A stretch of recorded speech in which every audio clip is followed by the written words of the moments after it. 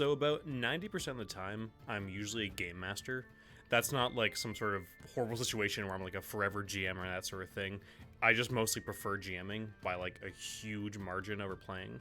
But when I do play, there's like a good 30 to 40% chance that I play an evil character. Evil characters are so much fun, and they lead to so much drama both internally and externally in the party, and they can be some of the most fulfilling characters you can have if you do them right.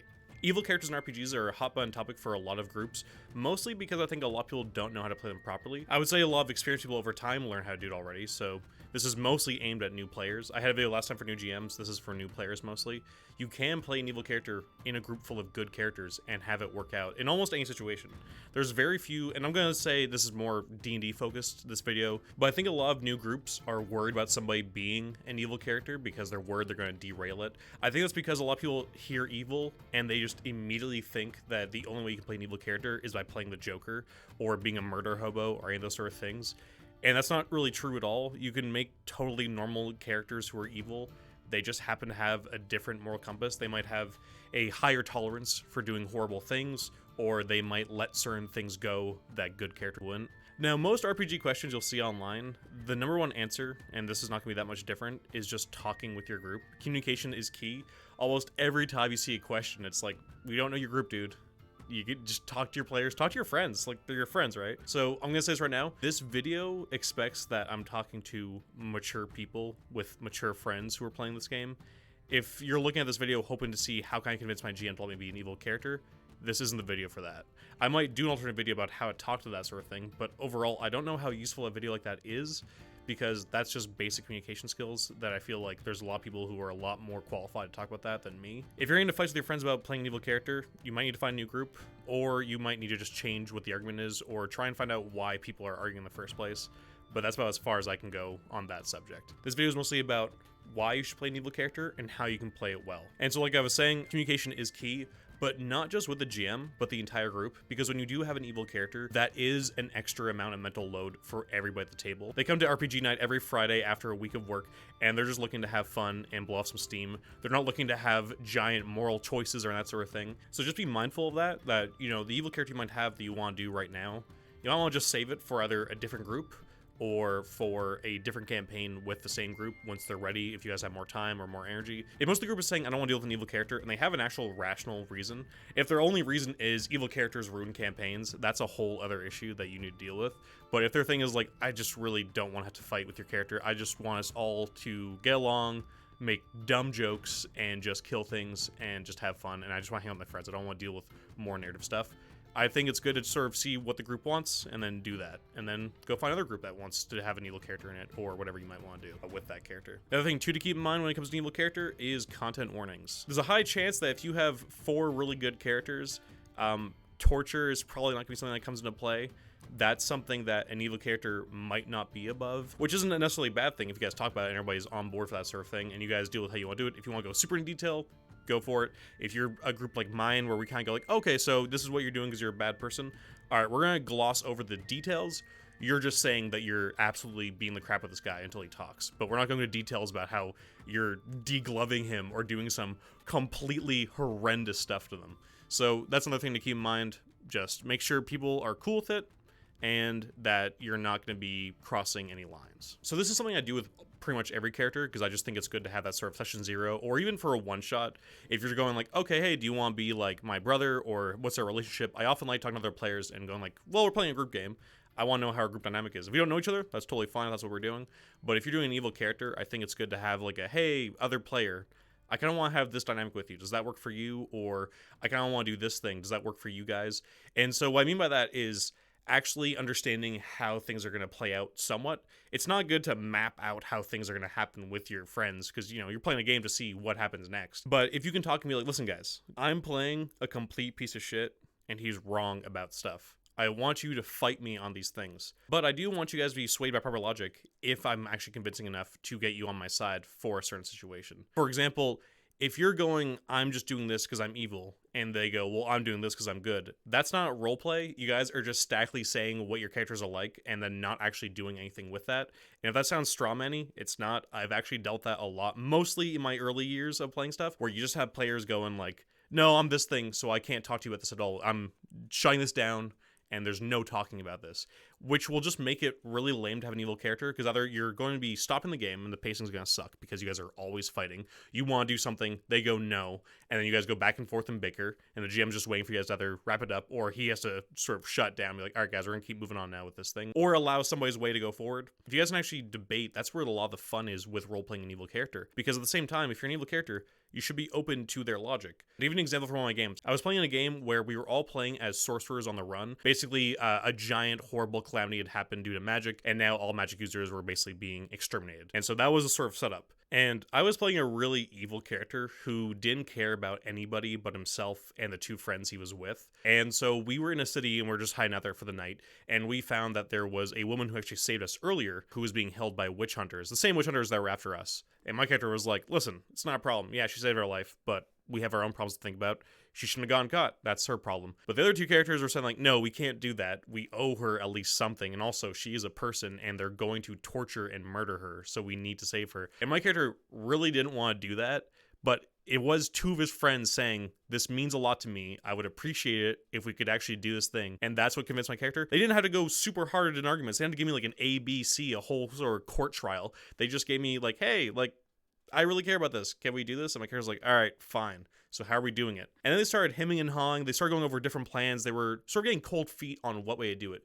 So my character was like, all right, well, while you guys try to figure out how to save her, I'm going to go burn down half the city and cause a huge distraction, and then we'll see how things go from there. Which made them go like, whoa, whoa, whoa, all right, we have this one choice we're going to try. Let's just do it. Because my character was very impatient, and he didn't want to do this job anyway, so he was just going to do what he usually does, which is just make things really bad, and it was a really dumb plan on my character's part, but it was kind of there on purpose to sort of make exactly what happened.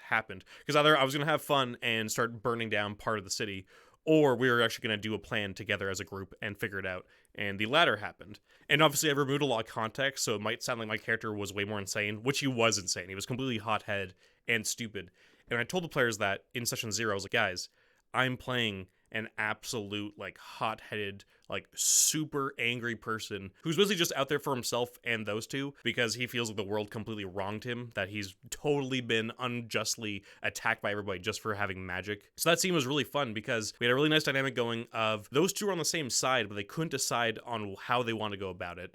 My character, being really hot-headed, was able to push them into doing a really good plan. We actually pulled it off. We got out of the city. It was a really fun inter-party dynamic as we were always bouncing off each other because we kind of had almost like an evil, neutral, good kind of thing between the three of us, where one person was the closer friend to my character and able to sort of mediate more, and the other person was way more like gung-ho about doing the right thing even in the worst situations. So we had a lot of fun with that sort of stuff. And it was really fun just being that little bit chaotic, but not crazy. And so it was really fun to actually have that dynamic together as a group where we all understood where we were, and that no player ever was mad at each other. Our characters got mad at each other a bunch, and it worked out really well due to good communication.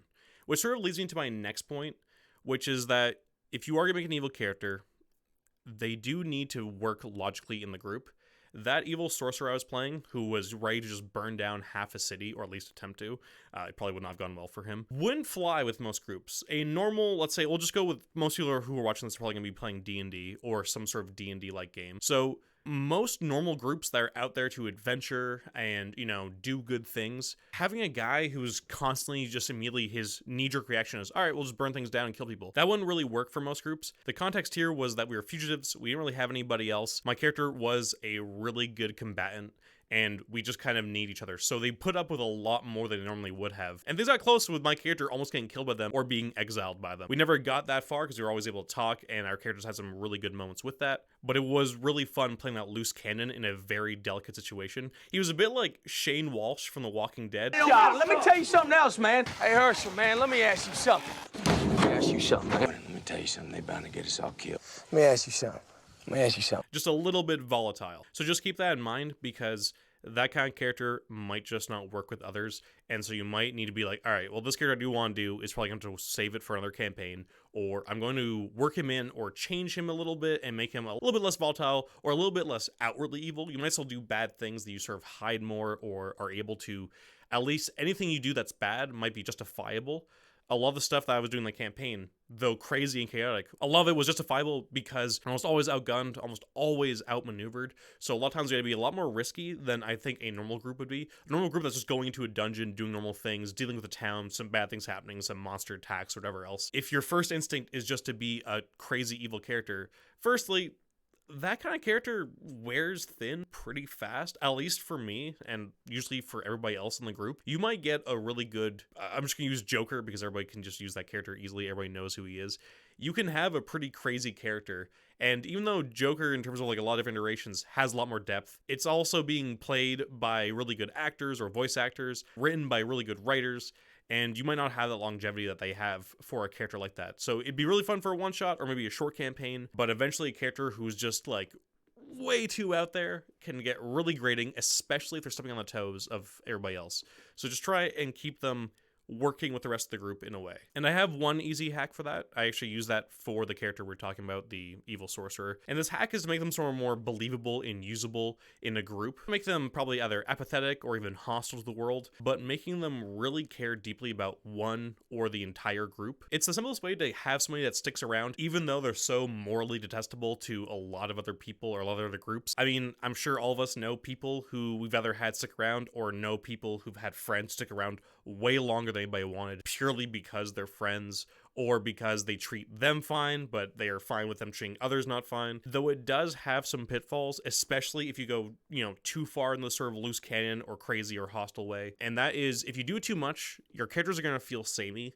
It's something I pull out every once in a while, but it's not something you want to do for every time you want to do an evil character. If you do that, it's a good way to keep them attached if you don't really have anything else. But it is a hack, and most hacks are things that you can use a little bit, but use them too much, and they become very samey. So you can have characters that lose a little bit of their uniqueness or their charm because they feel a lot like the last one you played. And also, it might just not make sense. You might be playing them in all these other ways, and then you realize, oh yeah, I keep saying that I care about you guys, but all my actions and all the things I say have really not been at all what I'm saying. I've been totally unreasonable in every argument. I shut down any chance that tries to stop me from doing what I want to do, and then you go, well, I'm evil, so I can do whatever I want to. And obviously, like I said, that's going to territory of people who don't know how to play evil characters at all and don't really care to learn. So I doubt if you're this far in the video that you're that kind of person, but it can happen where a lot of people will just go into a thing where they go, no, I'm doing this. My character will not be turned from this, which isn't always a bad thing. I mean, sometimes you should stand your ground and go like, no, my character would do this, and there's no way they would be pushed. But that shouldn't be their default state for every time they do something, is to plant their feet down and completely be unreasonable with everything. Especially if you're an evil character dealing with like good characters, they're just gonna drop you. You can say, oh, we're friends and I care, and they care about me, blah blah. But if you never show that, if you're never actually friends with them in the game, in the role playing, then it's not really gonna feel good, and everybody's gonna feel it at the table that something's wrong, that your characters aren't acting the way they should be acting. So if you can't do the simple trick, either because it doesn't work for your character or because you've already used it and you kind of want to play an evil character again, but you want to play him differently, now we just need to answer, what your character wants and why they're traveling with who they're traveling. So like I said, I can't account for every RPG or context. All this advice should overall work for any RPG, but I am more focused on the D&D and fantasy RPG stuff that I feel like most people are looking at this for. That's mostly where the problems with evil characters come up, is in that context, because overall, a lot of games where people are used to playing narrative games, where the narrative is over, class builds or balance or any of those other things that a lot of people have in the back of their mind, or, really heavy crunchy mechanics. People already tend to know in those circles how to play evil characters, or at least know that an evil character doesn't mean doom for the campaign or for the storyline, because they're probably going to do a decent job. And my last little preamble here is that I have a problem with alignment. That is absolutely going to be its own video at some point in the future. I got to figure out my feelings on it first to get through it, but I'm not really going to be discussing the differences between lawful evil, neutral evil, chaotic evil. I don't really care about that stuff. I often find that alignment is actually pretty stupid and doesn't really make sense for most people. I don't think it's a hot take. There's a reason why there's a bajillion videos out there on alignment, is that so many people can't get their heads around it, or don't like it, or love it and overly use it, or whatever it might be. But I'm more talking about evil or morally ambiguous, morally detestable people in a narrative sense, because I feel like all that stuff isn't really interesting to me and isn't all that helpful. I'm hoping if we're talking about actual evil characters and how you can play them properly, like actual people, because evil characters are people. They're not, like I said, they're not just the Joker. They're not there to be like, I'm chaos and things are evil and I do crazy things because I'm evil. That's not fun. That's not an interesting character. But you can have evil characters in situations you might think, no, there's no way we can have an evil character. This campaign is so altruistic. There's no way that this would be a place for your character. I'm sorry, I don't want it. Now, if your GM does say that, if your GM says, I don't think there's a place for your character, I don't want that here, you should respect that. You guys should be able to talk about it. But I do believe GM doing their campaign setup, going, I don't want that. And then you either go, all right, I'll find a different group that wants to play with this character or wants to do the things I want to do. Or you go, all right,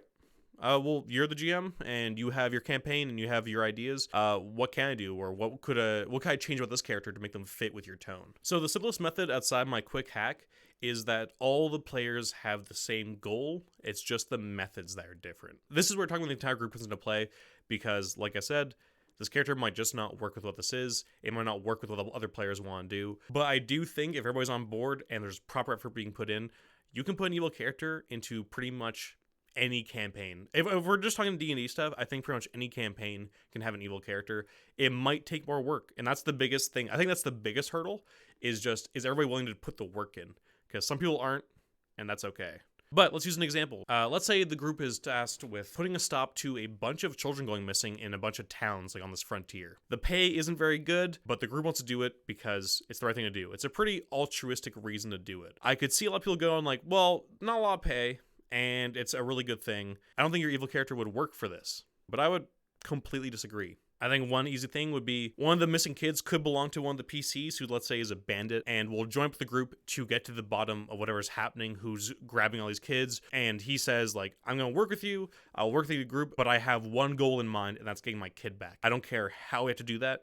Whatever gets me my kid back the fastest and the safest, that's what I'm doing. I think that right there would be a perfect way to have a lot of conflict while still not derailing the campaign. The drama between the party can be really interesting with a character like this in this group, because they might have no qualms about torturing somebody while the rest of the group is just completely aghast by that idea. They might be like, no, I'm going to do whatever to find out anything I can. They could also be even darker, I mean, depending on how you see it, but you might even have a moment in the game where they have to save other children as well, but he just does not care. He is going to go save his kid, and it will sacrifice the other kids, or it will put them in harm's way, or potentially jeopardize their lives and safety, and he goes just for whatever gets him his kid. And that could be a very, very big sticking point, a very big moment in the game where the players have to make a decision of like, no, you're going to help us, we'll save your daughter afterwards, but you need to come with us like right now to go do this thing. That is a very evil thing to do. You might say it's justifiable depending on who you are. I don't know. We might disagree on that, but overall, I think some people might say it's justifiable.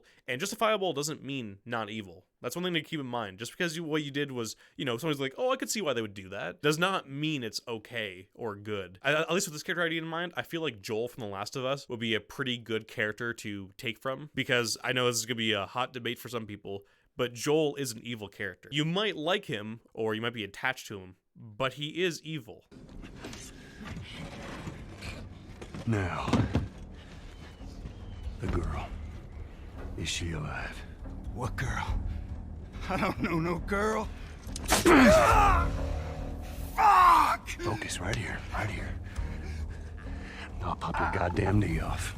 This one's a bit more of a weird one, but I thought it would be interesting because I could see this actually being a fun character to play, even though I've never played a character like this. And that would be perhaps taking the exact same premise we had before, the missing kids and the low pay, but the character is a completely cold and apathetic person to all the horrors of what's going on with the kids or whatever else is happening, but they're here because they're honor bound to one of the other players. As in, maybe they're part of like a culture that if you save their life, they have to help you with a great task or save your life in a similar way to repay that debt, and then they're gone. And I feel like that could be an interesting one. This is a bit more of a weird one. I was trying to think of what would be some interesting characters that don't feel too samey to each other. And this one just seemed like an interesting one because I could still see you doing pretty evil stuff or completely approaching things totally differently. If you disattach yourself from it, but you're still there. I also feel like this one might be a big one with the group because you could have a fun dynamic with the person you're honor bound to. They might really like it. They might like you. They might have a thing where they're trying to be like, oh no, like they're not that bad. Like I think you think you're worse than you actually are. Or they could be like deeply uncomfortable with the situation where they're like, please leave. Your oath is paid. I don't care. Like your oath is paid. You don't need to pay me back or anything. We're fine. We're cool. And they're just like, no, like this is what we're doing until I feel like I paid you back fully by the standards of my culture or by the laws of the kingdom I'm in or whatever it might be. I have to do this until I feel like I've appropriately paid you back for what you've done. And outside of that, they might not care at all. And so that could be really fun. Maybe they grow to warm to the group and see their ways, or maybe they dip as soon as they have paid their thing off. Maybe they pull up the character that's honor bound off of a cliff and onto the thing, and then when the character who just got pulled up and saved looks up, that character is already walking off into the sunset, doesn't care at all about the fight happening in the background or anything. Their debt is paid. They saved the life of that character. That's why this one, when I was thinking about it, I was like, I could see that being kind of bad depending on how lenient you are with what payment is, because I could see you having many opportunities to save somebody's life in combat early on. So I could see you just switching it to just completing a big task with this person. Or maybe, like I said, if they are on board with it, they go, here's the deal. You help me save these children and we're good. You're free, and I feel like that's good payment. So again, this is where the communication with everybody comes in, because if you do want to do, I'm really uncomfortable and I want this person to leave, but they're in on it, they like the dynamic of going like, please leave me alone, but they're enjoying that part, then that could be a way for you to sort of find ways to make sure that they don't leave like by session 3. Or if that's what you want, if you're like, no, I only want this character around for about 6 to 8 sessions before they're gone and I get a new character, you could also be like, oh yeah, by the time I save you in the first time, she's gone, and that's it, that character is done. But yeah, I thought that might be a fun one. I could see them totally solving problems in a totally different way, perhaps really brutally, perhaps in ways the players would not have thought of otherwise unless they were playing that kind of character. So I do think there's a lot of fun stuff you could do with that one. This is probably the most difficult of the 3 here. And this character is somebody who's done bad things, like really, really bad things, and is now trying to repent. And I don't mean like, oh, like they did bad things in the past and now they're sort of like years later, they're kind of, you know, they're over and they're back to normal and whatever else. No, I mean a character who is in the middle of repenting. Somebody who's still unstable, who's still stumbling, who wants to be better, who wants to do better, but just isn't quite there yet. And we're there for that journey of that character to becoming, you know, that old war veteran or, you know, the retired criminal, whatever kind of character you're going for with that. And they see this opportunity to save these children as a way to do that, as to be better, become a new person who's worthy of the society that they're in, but they might go about it in ways that they shouldn't. So they might be good enough where they're not just killing indiscriminately anymore. Maybe that's the thing they used to do. But when the rest of the party is trying to figure out how do we get information from this administrator in this building, and they're trying to think of ways of like maybe, you know, bribing, or perhaps they'll just talk to them, or a few other things that seem, you know, not necessarily good choices, but not totally horrible ones. But instead this character goes in, steals the scroll or whatever it is that they're looking for, and on the way out gets caught by a guard and just beats this guard within an inch of his life out of just sheer panic. You know, something that, like, if you're playing a good character, might have held off, or might have done something different, or might have tried to talk their way out of it. Or maybe during an interrogation scene, he loses his temper or gets frustrated and just does a really horrible act of violence before calming down a bit. You know, having the rest of the characters kind of be like, whoa, what the hell was that? That is completely unacceptable to do here. And just sort of sprinkle in little parts where they're still not good yet, and they still have their old ways they fall back into. They might be better than they were before the campaign started, but they're still stumbling. I think this one's the toughest of the 3 because it has the entire group that needs to really work with it. I think if you have an evil character, the entire group needs to work with it anyway, but I feel like this one is even bigger because this might get a little bit dark here. But I think a lot of people, you know, if somebody's going to save their kid, or if they are honor bound, those are simple, those are easy to digest, and I think a lot of people can accept those. I think a lot more people have a harder time when it comes to a character who is trying to be better, who stumbles, who is still not a good person, who will act out, who will be violent or, you know, be completely unhinged at certain moments. And that can be something where a lot of characters go like, I don't think I can run with this character anymore. This character's gone too far this time. This has happened and you can't take back those things that you did. And that can be hard for characters to deal with. And also that character might be going a lot deeper down a road of, you know, trauma and mental health that a lot of people wouldn't necessarily want to do. So if you do like this character idea, that is something you do need to talk about with people. And this also leads me into my next point, which is if you make an evil character, you need to be okay with the fact that you're probably, or that there's a high chance that you're going to get killed off or exiled. Hopefully at the end of the day, you know your evil character is wrong and not good. Now, I know that last example could be a little bit of a gray area and a little bit problematic saying that, depending on how far you go with mental health and, trauma and PTSD or anything that might be there, but that is a whole other discussion. So just for the basis of this, I'm more talking about just pure evil characters, or, characters who just done bad things and they're not that deep. That third character might be a little bit more of a fragile thing to just say you're wrong, though overall, if you are playing an evil character, you should just know that you're wrong, and that hopefully you think that when you're doing really bad things in a game with your friends. They might be relatable, they might be understandable, but you should be okay with the fact that they might get killed off or exiled by the group or the world around them, because if you're doing horrible things, there's going to be a lot of consequences for those actions. And honestly, that's one of the reasons why I actually love evil characters. I've found that with evil characters, more than good characters, I've had complete satisfying arcs. The ending might be depressing or bittersweet or badass or really, really sad, but overall, they tend to actually get an ending more than good characters. And when the good characters do get endings, a lot of times it's totally fine and nice, having like, oh, we did the thing, or this thing happened. Or, good characters also going to have very depressing endings depending on how brutal your world is. But if we're going off of like what your probably typical D&D campaign is, the ending is usually saving the day or doing that. If you guys ever get to the ending, most things just sort of fizzle out. But a short-lived evil character with an entire arc is really fun to do, and I really think a lot of people should try it out just for that alone. Just trying to get that experience with that character, who you might not get for a long time, but you'll probably have a lot of fun the entire time, and then when they die, you can roll up a new character who's, somebody else to get a different sort of fresh change. But this also might be where we differ. I play RPGs to tell collaborative stories with my friends and sort of have fun that way. And getting cool loot and having awesome abilities does facilitate that. But my main goal is to tell a great story together. So when those issues come to a head, and hopefully in a narrative way and with other characters and hopefully not the players, it'll be a satisfying ending, even if it's not a happy one.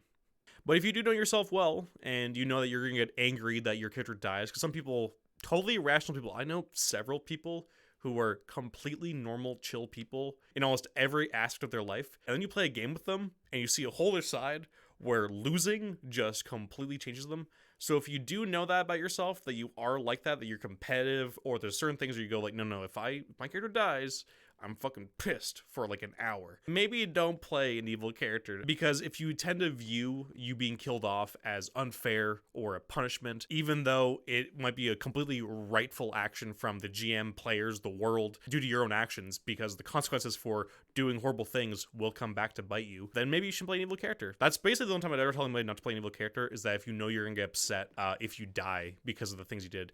Because I don't really see that as player agency being, infringed upon. I see that as just you actually having an impact on the world. Your character actually did stuff, and so your GM kind of going like, well, the story still has to happen, so I'm just gonna move things along. Yeah, they don't mind that much, or they can't find you, or they don't know who it is, but I kind of want the group to stay together, so we're gonna keep doing that forward, which a lot of new GMs do. A lot of new GMs will go, it's easier for me to keep this game going with the same group and the same characters, instead of actually having consequences, which can be very unsatisfying. There's so many times where I have just wanted my character to die, something happened, and I was like, this is a perfect time for this character to actually just die now. And they didn't get that, and I was weirdly disappointed, because the GM felt too bad or didn't want to do that, and I'm just going, no, fucking kill this guy, he deserves it. And I have a story of my players having a great evil character arc. So I was running a DCC Lightmark game, and I'll keep things short here because there's a lot of context I need to cut out, because otherwise, this video is long enough. I don't need to make it any longer. But basically, we were playing DCC Lightmark, and there's one character, Mark, who was a thief, who's trying to create a gang in their slums to protect themselves, make some more money, as well as sort of build the community around them that they have started to form. Mark was talking to somebody who was willing to work with them, but first that person needed Mark to get rid of some competition. It was some like wizard sciencey guy. He had a bunch of like beakers and alcohol in his building. Mark wanted to make it look like more of an accident. Mark took another character who was sort of new to the group called Lancaster, and they went over there, and so they made it look like a complete accident by killing the guy, but then lighting the house on fire. Now, they tried to just light part of it on fire so that it would, look like he just got burned, but they didn't realize how flammable all those beakers were and all the liquids and everything that was in that house, and it just went up. And then started spreading to the rest of the block, and the whole place went up, which was really, really not what Mark wanted, and he was looking on in horror because he could hear people screaming inside, and he had caused the death of a bunch of innocent people. But Lancaster, even though he didn't mean for that to happen, he was totally okay with the results, and he seemed to be quite gleeful about what had occurred. It wasn't on purpose, but He wasn't complaining. And Mark noticed this, and the rest of the group noticed this, and this kind of became the beginning of the schism between Lancaster and the rest of the group. And a few more incidents happened. Lancaster was loyal to the group overall. He was doing jobs. He kept his distance. And overall, a lot of the group just sort of found him a bit shady. And this came to a head when they finally got into an argument where his trust came into question. And he sort of stormed off. Mark went after Lancaster up on the rooftop and sort of threw a giant bag of coins that were Lancaster's cut. Sort of a last kind of thing where it was very much an aggressive move of like, here, fucking take it.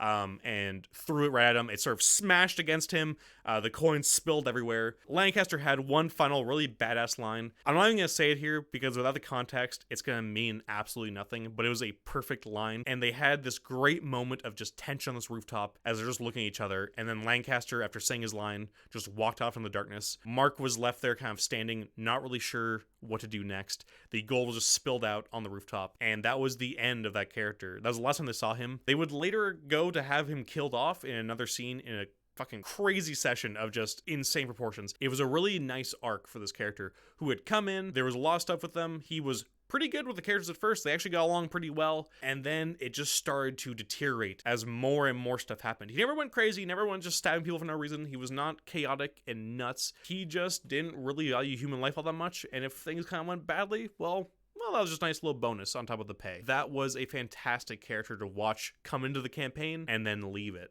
And the player who played him loved it. And at the end of that session, like, that's where we ended off that session with Lancaster walking off, and you could cut the tension in the room with a knife. All the players just went like, oh my god. And it was a really, really good moment where we were all so into it. Nobody was mad at each other, but there was just emotions high in everybody. And it was all thanks to the fact that we had an evil character who was just so different from the rest of the group and had caused so many issues internally. Because so far, the entire group really only had external issues for the most part, because Lankmar is such a horrid city to live in that is always out to get you. This extra person was almost that extra level of stress that the group could not handle, and it finally snapped. And it was really, really great to see. Also, touch on the whole alignment thing, because I think some people do need to hear this, especially early on. Remember that your characters are going through a story. I find a lot of new players and older players play their characters very statically. They don't change. They go, this is written down that they're evil or good or that they're this, and that's it. And it's way more interesting for characters to actually change with time. It's really fun to have them either soften up or even get way worse. I know I trash talked Breaking Bad in the last video, but that's actually a pretty good one to take if you want to have a character who goes from, yeah, he's kind of, he's okay doing some bad stuff, to like, oh my god, this character, he's gone to lengths that I never thought he would at the beginning of this campaign. And on the flip side, I think everybody loves a villain who's now in a redemption arc. I know it's a meme with anime or just any show at all. Having a character who was once a villain be good now, I think, is just something almost everybody loves. So if you have a character who's a real bastard for a big part of the campaign, and then things start to change, or there's a big pivotal moment, a line was drawn in the sand, and then they come out the other end being different and try and do more, I think everybody would love a scene where that character who was once just brutal for all the wrong reasons to the wrong people now turns that on the right people. And I think that would be something that would be really awesome to do, and you don't get that if you don't play the character properly evil at the beginning. But yeah, that pretty much covers everything I want to talk about today. I might do a part 2 at some point because I feel like there's a lot more I do want to say, but this video is long enough, and I think you guys get the idea, and I hope I gave enough examples as to why they're fun, how to do them a little bit better than just, I'm evil man. And I might at some point do a video on an evil group. Just evil campaigns are very fun, but they have a lot of the similar issues as just one evil character. That'd be something fun to talk about if people are interested in that. But yeah, the basic advice is just talk with your damn friends. That's going to be the advice for pretty much every video ever. Almost every question you'll ever see online can be answered with just talk to your friend and figure out what the issue here is. And sometimes the issue is going to be you. Sometimes the issue is going to be your character. Sometimes your evil character just will not work with what the GM wants or what the party wants. And it's going to respect that. And don't forget that if you really, really do want to play an evil character, you can become a GM and make a really, really good villain. I mean, as long as you don't go into like a weird, I don't know, like anti-DMPC who just totally ruins it for everybody else because you made him the best fucking villain ever. But that's a really fun way to still play as an evil character, even if you don't get to be a player at the table. I mean, you are still a player at the table because you're a GM, but I mean, as in like, you're not a player on the other side of the screen, but you still get to have a thing where you have this evil character, you can do some really fun stuff. They can be really complex and interesting, or they can just be, just a mustache twirling villain that's just really fun to play. I think everybody loves those villains because they're just fun to smash. I hope you have a good one, and stay safe out there.